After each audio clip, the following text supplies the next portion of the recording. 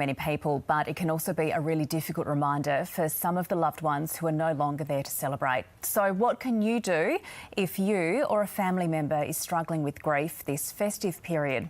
Siobhan Rogers, the National Clinical Advisor for Canteen, joins us to tell us all about it now. Siobhan, thank you so much for joining us.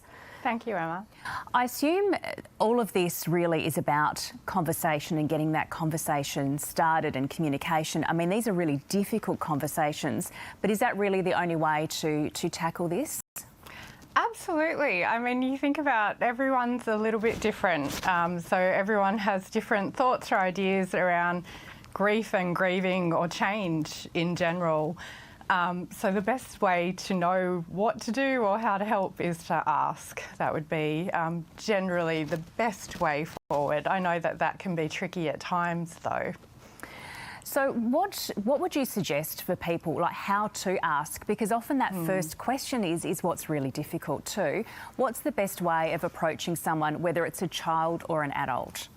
Absolutely. I think generally it's saying I'm really unsure. Like I'm quite nervous, I'm unsure, but I would like to know what would help you, what would be great for you at this time, given what's been going on or what's happening. And I think it's usually hard as well because whoever that person is that's asking is usually grieving themselves as well. How do you then start to come up with ideas of how to go about it in terms of, you know, Christmas Day is often a day of traditions, and then you're at a Christmas table and the person you love is no longer there sitting at that Christmas table where they usually would. So what are some of the things that people can do to make things different or to remember people? Yeah, at Canteen, when we have our young people and families that come through to us, some of the things we do is talking about what things were like, but also looking at potentially new traditions or changes, or how you can keep the person alive in spirit through maintaining, like, so do you want to set a table, a spot at the table for the person still? Do you want to have their photo on the mantle?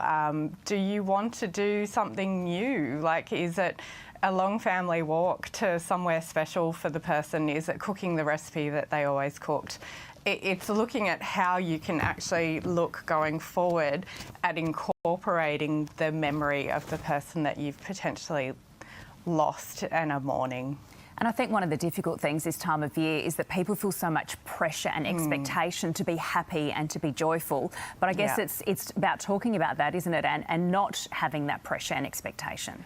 Absolutely. And that's where having an open communication is great, because if you change your mind, you know, it's okay. Like if you kind of have planned that we will go for a family walk, we'll go to the beach, we'll, you know, pick flowers at the local shops that mum liked, or whatever it is that you've come up with and decided, but then actually find on the morning it's too hard and it's a bit overwhelming, then having that open communication will help you to communicate that actually that felt like a great plan, but currently I'm not feeling very comfortable with it.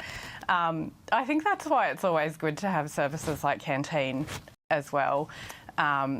We connect people together who have potentially are in the same boat or have been in the same boat, and that peer connection can be quite important for young people because they can feel that they're not alone. Well, you do some fantastic work at Canteen. Siobhan Rogers, thank you very much, and I hope you have a lovely Christmas. Thank you very much, Emma.